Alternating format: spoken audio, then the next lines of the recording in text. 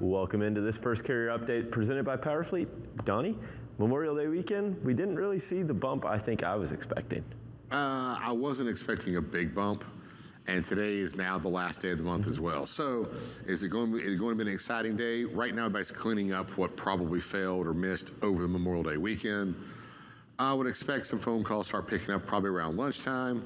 Now, about 2 o'clock, if I was a carrier, I would either skyrocket my rates or lay my driver over.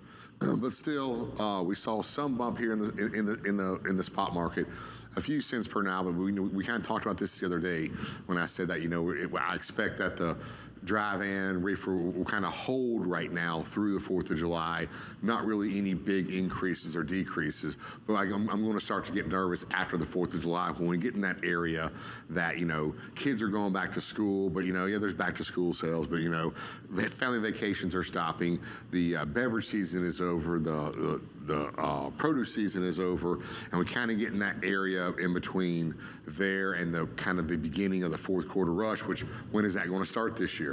And, in the last couple of years, or last year we saw it start early, but, a couple of years ago we saw it start really late because things weren't very pressing. So it'll be very interesting what's coming up. So I did expect a bump. I expect it to kind of go back down and just kind of, maybe slight decreases through June, and then start to pick back up just a little bit right before the end of the month, end of the quarter, 4th of July. Let's kind of pop in here and look right quick what's going on with our rejection rates and volumes. That's the word I was looking for. Now, Tony, I want to bring this chart up because I don't want to scare people. Yeah. They pull up volumes and boom, it just goes straight down.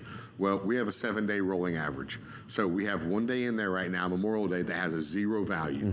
And that 0 value is going to, upset this chart. It looks a lot better using the 7-day rolling average.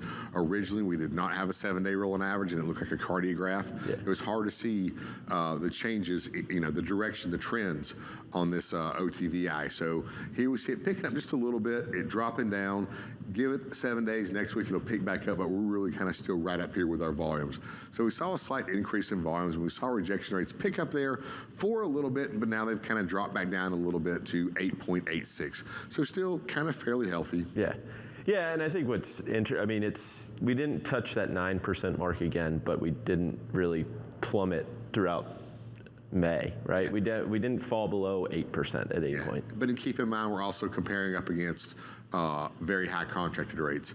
But when we come back, we're going to talk about some reefer. We're going to give you updates on the reefer industry.